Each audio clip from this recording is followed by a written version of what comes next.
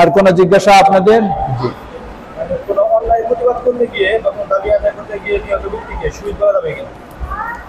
প্রশ্ন করেছে কোন অন্যায়ের প্রতিবাদ করতে গিয়ে, কোন দাবি আদায় করতে গিয়ে নিহত ব্যক্তিকে শহীদ করা যাবে, বলা যাবে কি না। জবাব, যদি অন্যায়ের প্রতিবাদটা ইসলামের জন্য হয় অথবা নিজের ব্যক্তিগত অধিকার আদায় বা সম্পদ সংরক্ষণের জন্যও হয়, মান কুতিলা দুনা মালিহি ফাহুয়া শাহীদুন, কোন ব্যক্তির যদি সম্পদ ডাকাতে এসে লুট করে নিতে চায়, আর আপনি কি করবেন? লুট করার জন্য ছেড়ে দিবেন না আপনি তো প্রতিরোধ করার চেষ্টা করবেন? এই প্রতিরোধ করতে চেষ্টা করতে গিয়ে যদি আপনি নিহত হন, ইসলাম বলে আপনিও কি শহীদ।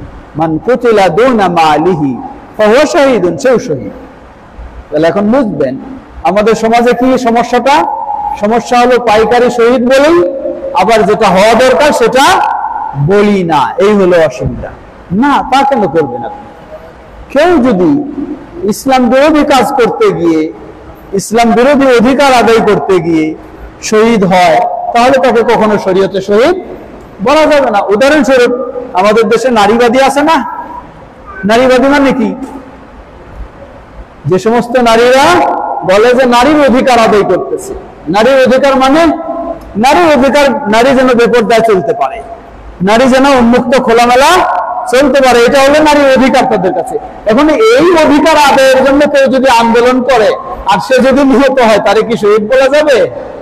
তাকে কখনো যাবে না বলা, কারণ তার যে অধিকার আন্দোলন আদায়টা, দাবিটা, সেটাই হলো ইসলাম বিরোধী, সেটা হলো ইসলাম বিরোধী, তাই সে কখনো শহীদ হতে পারে না।